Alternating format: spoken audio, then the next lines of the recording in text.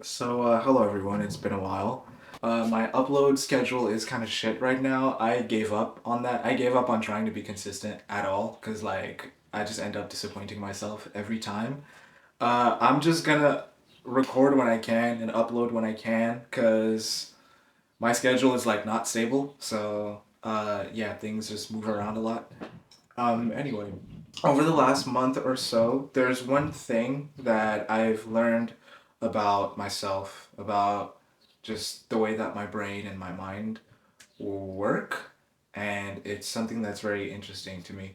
Um, Lately, I've realized how much how much I take in, whether it's emotions, whether it's trauma, whether it's fears, whether it's things that I feel for certain people, for myself, stress.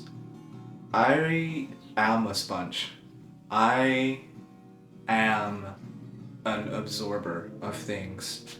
I'm the type of person that will always take in as much as I can because I believe that the best way to solve my problems are to always go deep within myself and just stay in my little shell, figure everything out, and then come out with solutions. And sometimes that doesn't always work because some problems require me to deal with them in the moment. And some things in life don't always give you time to necessarily hide away and then think of a plan to counter it. Some things are immediate, some things aren't as immediate or urgent, but there's still things that require you to be present in the moment. And being present in the moment with things that are going well and things that aren't going well in my life is something that I haven't been doing. Like being present with life, like face to face with the things in my life that are going on. I'm avoiding that completely, and it's costing me a lot because the first thing that I noticed a long time ago is that as I take in so many things that happen to me in my life, as I just absorb them for whatever reasons, we'll get into that later, but as I absorb a lot of my emotions and kind of just suppress all my stress and all my fears and all my insecurities and kind of just take them and engrave them into my mind, my soul, and my body, it starts to take up space in the mind and in the heart. And it starts to take up so much space that it doesn't leave any for anything else. It doesn't leave space for me to even wonder about what kind of person I am or wonder about what I truly want out of life. And I don't have any conditions in regards to psychologically. I don't have any conditions. I haven't been diagnosed. I don't have any memory loss problems. I'm just really bad at remembering things about myself or other people, and I feel like that's a side effect of a long life of just having learned to suppress things and keep them in my mind. Because the thing is about stress is that it's always running and your brain is always managing it. Even when you think that you put it to the side, your brain is constantly at work trying to keep the intrusive thoughts away and trying to organize your emotions, your thoughts, your feelings, your beliefs. And I don't know, that to me, that's how my mind works, that's how my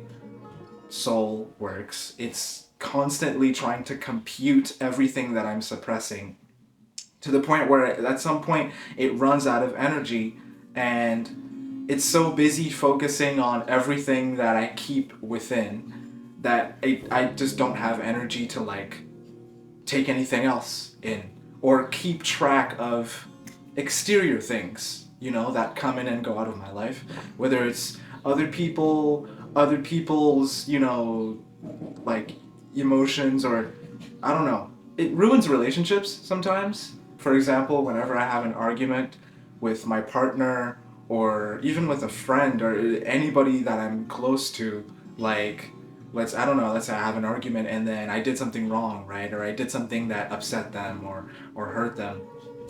I'll often just take everything in, and I'll often just like just internalize everything and then not let anything come out, you know? And I think that's my problem. I take so much in, but I don't let anything out, and it just kind of sits there.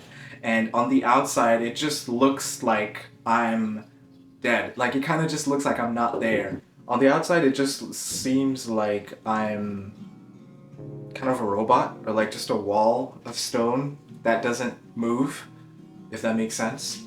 That's something that I do in various areas of my life, whether it's in relationships, like, yeah, just career wise. I don't know. And it's something that affects multiple areas of my life. Because that's just the type of person I am in regards to anything. Like relationships, or even when it comes to myself or friends, it doesn't matter. I'm like that everywhere. And it is something that I'm working on, but sometimes it's hard because I think probably early in my childhood, things were always better when I just accepted everything that came my way. I just felt like people around me were generally happier when I just owned up to everything, you know, everything that I did, everything that like every mistake that I made, every punishment that I would receive from, you know, like parents, adults, I don't know. And I kind of just learned that, like, I just have to take it, you know? And I started behaving that way with life as well. Whenever life would just throw something at me, I would just take it. But ideally, in my head, I would think, I'm just gonna take it and I'm just gonna, like, it'll just be good, you know? Because I'll just take it, I'll own up to it, and then that'll be it. But what was really happening was I'm holding all of these emotions inside, and they need somewhere to go, but they don't have anywhere to go, so they just stack up. And they start seeping into my mind, and without me even realizing it, it starts affecting how I am with myself, how I am with other people, how I am in relationships. And inevitably at some point it does come out because it doesn't have a choice. When your body decides that it has had enough, it's not going to wait for your permission to let things out, things that have been buried down within yourself. When it starts to overload you emotionally, psychologically, mentally, your body's not going to wait for your permission. You know, like, your brain is not going to wait for your permission to externalize some of those things. And it'll appear, it won't even always be in the things you say or the things you do. Sometimes it'll come out through your behavior, like your body language, or just the way that you do things, the way that you go about your life. It's in the little things too, and things that are noticeable. It's hard to pick up on because it's something that happens over a long period of time, usually. I mean, for me, that's how it was. It was for, it's always a long period of time where I take in, and then there's one specific day where somebody kind of just like pushes me over the edge, and then everything ends up coming out. Even like whatever anger that I'm holding inside of me, even if it didn't happen because of this specific person, but this specific person was the person that said one word that, like, tipped the bucket over inside of me and made everything just come out. So now everything just comes out like in a spontaneous, like, explosion of emotions, and it's not pretty for anyone that's around me in the moment. And that's happened multiple times with multiple people in multiple instances. And after a while, I kind of just had to realize, like, and just think to myself, like, I need to stop. I need to stop doing this. I need to let things out more. I need to stop thinking that all the shitty stuff that's happening in my life is, like, something that I need to own constantly. And even if I do need to own it, and if that pain that happens to me belongs to me, it is something that I can let go, and it is something that I have to let go at some point, because pain is something that comes and goes. It's not something that comes and stays, you know? It's This is how it is. And recently I've met somebody that is helping me realize that. I've met somebody recently that has shown me that again and again, because that type of thing makes you clash with people, because when someone sees through that like kind of wall and sees through like what you're doing, like they can see you actively trying to not react and only take everything.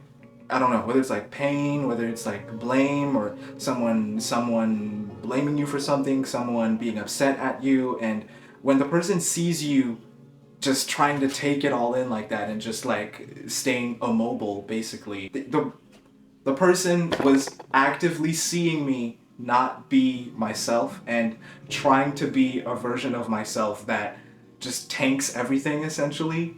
And that's not me, because I'm not giving myself the space to be me essentially. And I'm grateful that I've met this person. I'm very grateful that I came uh, to cross paths with this person, because it's something that I feel like I could have done my entire life and could have possibly harmed me my for the rest of my life until I died. It's possibly even something that could have killed me, um, or just led me in horrible situations. So yeah, that's that.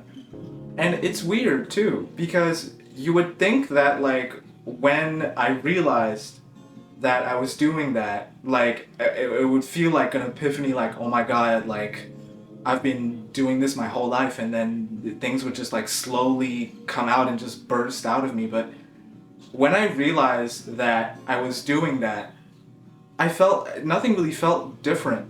In fact, I felt like opening myself up is it took effort. It takes effort, because I'm so good at like closing myself off that I'm so bad at letting things out. So it takes time. Like even like opening myself up to my partner, opening myself up to my girlfriend, and just speaking my truth and saying like what kind of person I really am, how I really think, how I really feel. It's something that takes work, and it's not even something that's easy. And I feel like intuitively you would think it's something that's easy, because it's just like just open the door and let everything out. But that's not how emotions work. Everything that you've been keeping inside for so long, like just needs to come out, because it's overloading you. And it comes out in the ugliest way possible, because things that are supposed to naturally just like seep out of you come out like a cannonball, because it's like a balloon that explodes when the pressure inside gets too much. And it's something that ends up like affecting the way that I talk to people too, in negative ways. A lot of times I don't know how to properly take out things that are inside, things that need to come out. So they come out like way uglier than they actually are. And they come out in a way that's so like unnatural, or so like disruptive to the connection that I have with people. And it's just not fun, because it's like the fact that I always keep things in means that I never know how to recognize when to let them out. So I end up letting things come out in either the worst moments, the worst ways, to people that aren't actually receptive to them, or just people that don't really have the space, the time, or the intention to listen to me when I'm talking about myself, or when I'm venting, or stuff like that.